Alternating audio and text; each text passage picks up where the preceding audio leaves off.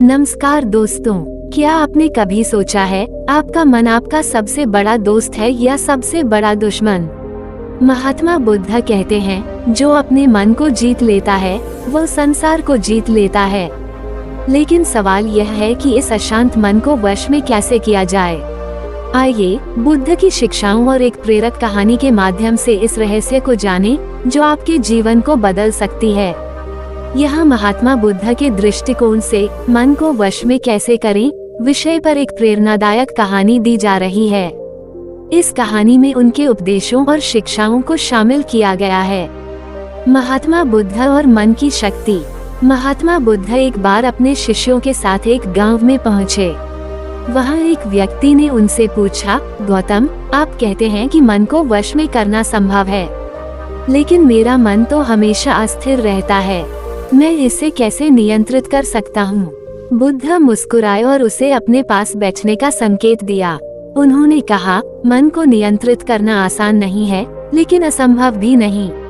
यह अभ्यास, धैर्य और समझ से संभव है।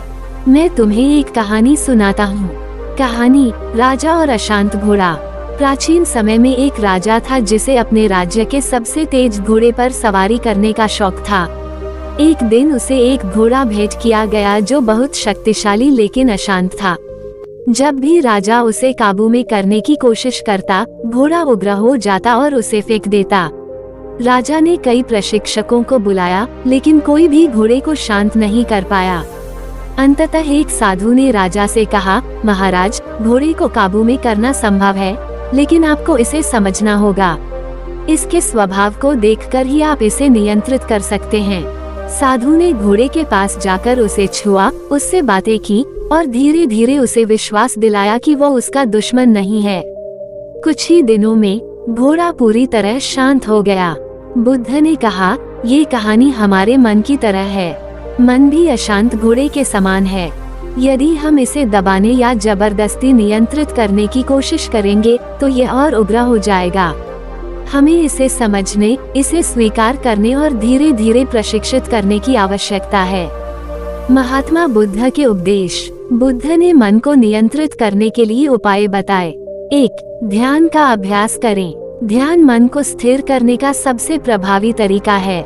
जब आप ध्यान करते हैं तो आप अपने विचारों को देखने लगते हैं। धीरे धीरे आप सीखते हैं कि विचार आपके नियंत्रण में हो सकते हैं। 2. वर्तमान में जिएं। बुद्ध ने सिखाया कि मन को नियंत्रित करने के लिए वर्तमान क्षण में रहना आवश्यक है। जब आप अतीत के पछतावे और भविष्य की चिंताओं से मुक्त होते हैं तो आपका मन शांत होता है। 3. अनासक्ति अपनाएं। हमारी इच्छाएं और लालसाएं मन को अशांत करती हैं।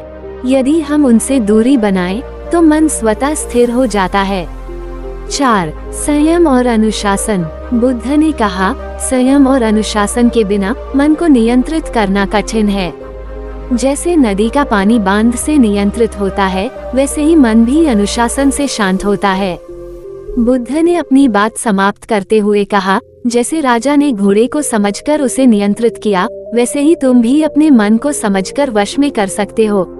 इसके लिए अभ्यास, धैर्य और स्वयं पर विश्वास जरूरी है। मन को वश में करना कठिन हो सकता है, लेकिन जब तुम इसे करोगे तो जीवन में शांति और आनंद प्राप्त होगा। वो व्यक्ति बुद्ध के चरणों में झुका और उनकी शिक्षा का पालन करने का प्रण किया। ये कहानी हमें सिखाती है कि मन को वश में करना कठिन अवश्य है, लेकिन असंभव नहीं।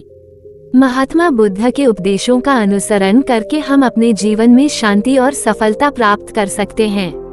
दोस्तों, आपको ये वीडियो पसंद आया है तो वीडियो को लाइक करें और चैनल को सब्सक्राइब करें। धन्यवाद।